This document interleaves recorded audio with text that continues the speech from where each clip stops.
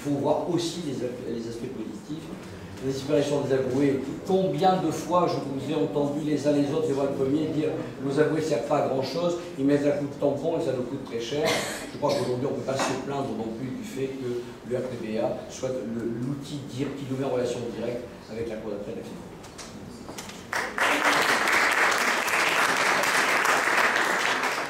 Je vais jouer un petit peu les empêcheuses de tourner en rond.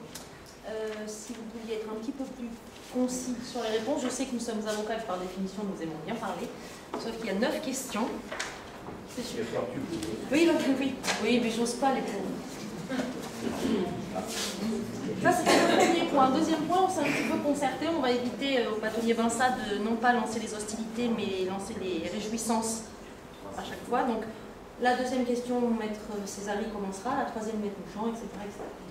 Donc, deuxième question, et c'est donc le Maître Césari qui débutera. La rémunération du bâtonnier.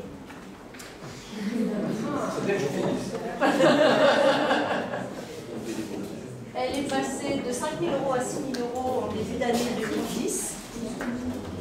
Souhaitez-vous la maintenir telle que, la diminuer, l'augmenter, la faire disparaître, et pourquoi? Merci. Maître César. C'est une question intéressante. Moi, j'ai comme membre du Conseil de l'Ordre, j'ai jamais été d'accord pour les augmentations successives qui ont été faites par la rémunération du bâtonnier depuis que je suis au Conseil de l'Ordre. Alors, la rémunération aujourd'hui est, je crois, de l'ordre de 6 000 €, vous avez dit ça? Tout à fait. 6 000 €. Est-ce que je suis pour la maintenir, la diminuer ou la supprimer? L'augmenter ou la supprimer? Alors, l'augmenter, certainement pas. Pourquoi pas la diminuer? Considère, alors, après c'est une question d'échelle, mais je considère que la somme de 6 000 € paraît très accessible pour, au fond, c'est une somme qui est destinée à rémunérer le travail du bâtonnier et également le fait d'avoir recours en collaborateur, ou en tout cas de la perte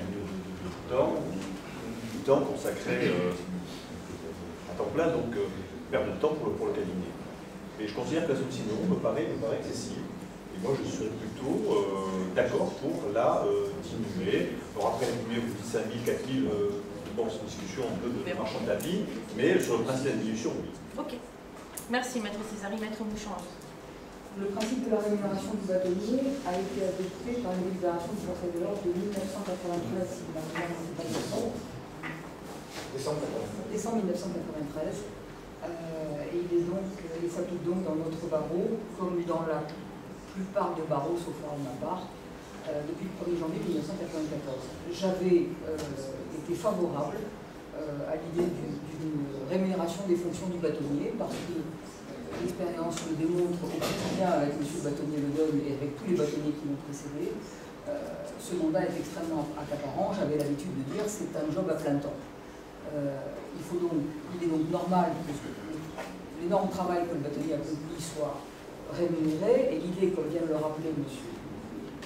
Valentin Césari, est à la fois d'assurer une rémunération et de permettre au bâtonnier en exercice d'être secondé dans l'activité de son cabinet, qu'il ne peut pas totalement abandonner. C'est carrément impensable. Je suis donc pour le maintien de la rémunération du bâtonnier, la diminuer effectivement, pourquoi pas, puisque nous sommes en un temps où il faut revoir, reconsidérer tous les financements, reconsidérer parfois l'organisation des cabinets, reconsidérer tous les budgets. Je ne suis pas contre une diminution si les nécessités du fonctionnement de l'ordre l'impliquent. Merci, Maître. Moi, je ne suis pas contre ni pour la diminution, la suppression, l'augmentation de la dignité du bâtonnier. Je suis pour un fonctionnement différent.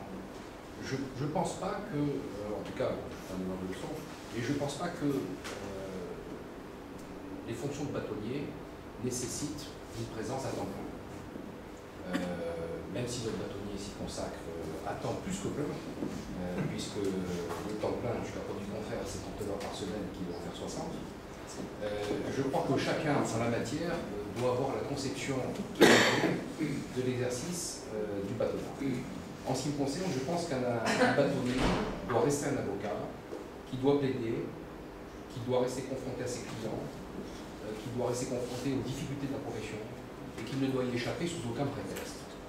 Le seul tempérament serait évidemment les suggestions de la fonction qui font que 3 heures, 4 heures, 5 heures par jour, on peut effectivement être accaparé par des obligations qui sont impérieuses et auxquelles on ne peut pas déroger. Pour autant, tout dépend de la structure du cabinet.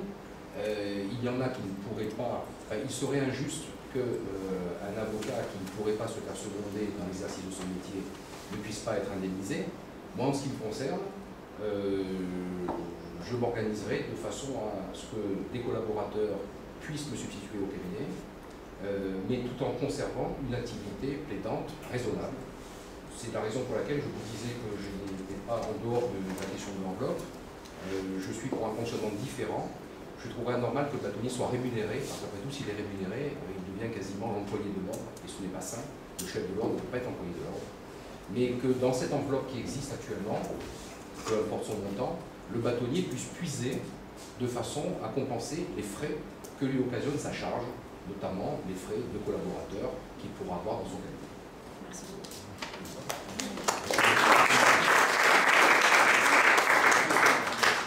Je crois que les mots ont un sens. Le bâtonnier n'est pas rémunéré, il est indemnisé, ça a un sens.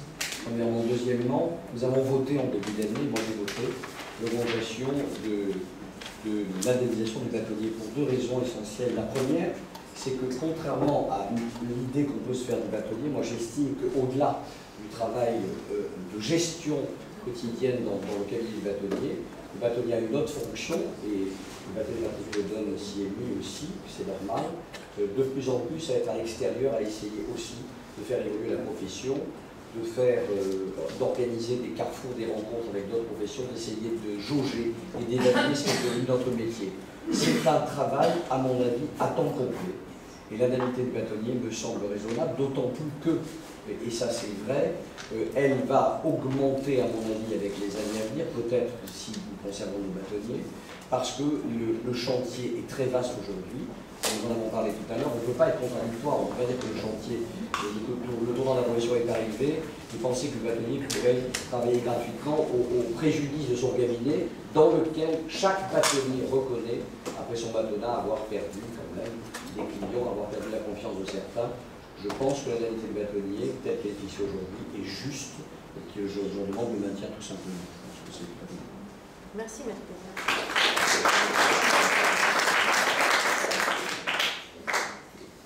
Le 12 juillet.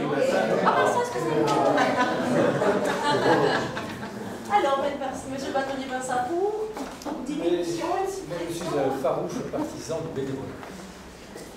Je considère que la fonction de bâtonnier est une fonction qui doit être bénévole, parce que ça évite toute difficulté, toute suspicion.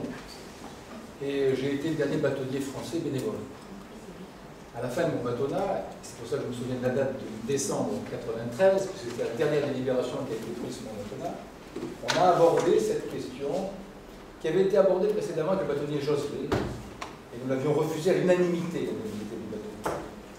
Et puis en décembre 1993, la question s'est posée à nouveau, et elle avait été résolue dans les termes suivants. Le bâtonnier est quelqu'un qui a une activité de fonction importante et qu'il faut qu'il soit indemnisé en fonction de la rémunération d'un collaborateur. Voilà quel avait été le principe retenu.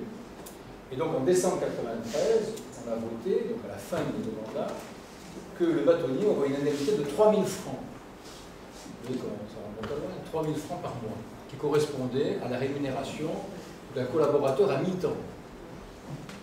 Alors ensuite, cette indemnité du bâtonnier, moi j'avais été partisan qu'elle soit versée directement par l'ordre collaborateur. Je pensais que c'était bien que le bâtonnier ne perçoive pas d'argent, c'est l'argent des confrères. Je considérais, mais j'ai fait mon bâtonnat avec le bâtonnier Montel à mes côtés, ça le bâtonnier Montel ici, c'est un peu symbolique, qui lui était également un partisan farouche du bénévolat, pour toutes les raisons que j'ai indiquées. Et puis petit à petit, l'indemnité a été versée, et puis elle a été augmentée dans des conditions qui me paraissent exagérées. On n'a pas parlé de la carte bleue. Il y a une carte bleue du bâtonnier aujourd'hui qui circule avec des moyennes de 4 000 à 5 000, voire 7 000 euros par mois, en plus des 6 000.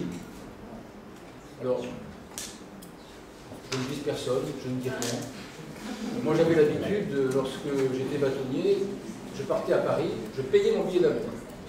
Je rentrais le lundi et le bâtonnier Montel me disait « Qu'est-ce que tu allais foutre à Paris ?» Alors je lui répondais « Je suis allé à la conférence des bâtonniers. » Qu'est-ce qu'il s'est dit? Il fallait que je lui fasse un rapport. Et quand le rapport était fait, il me remboursait du billet d'avion que j'avais payé et il ne me remboursait pas le prix du repas parce qu'il considérait que je déjeune à Nice ou à Paris, c'était la même chose. Alors, c'est vrai que des choses ont évolué. On parlait tout à l'heure de notre ami Frédéric Hens, des anciens combattants. Les choses ont changé. Je suis tout à fait conscient qu'aujourd'hui, il faut que le bâtonnier soit indemnisé. Moi, je vous avoue, on est en expérience personnelle, au bout de 3 ans de bâtonnat, mon chiffre d'affaires a perdu 30 à 40%. Je le dis franchement. Mais ça se récupère ensuite par une notoriété. C'était un peu ça, si vous voulez, le bâtonnier. Une certaine notoriété qui faisait que les clients revenaient. Alors aujourd'hui, on a notre système de 4. On parlait de rémunération. Il n'y en a qu'un qui n'a pas d'indemnisation. La rémunération, c'est à proscrire. C'est pas un métier d'être bâtonnier. C'est une fonction honorifique qui fait plaisir. Et puis, c'est une charge. C'est une charge très lourde. Moi, je l'évalue à 50%. Je pense que quelqu'un qui s'organise bien peut gérer son temps à 50%. Donc, je suis mi-temps. La rémunération moyenne de l'avocat en France, c'est 72 000 euros. La moitié, c'est 36 000. Ça fait 3 000 euros par mois.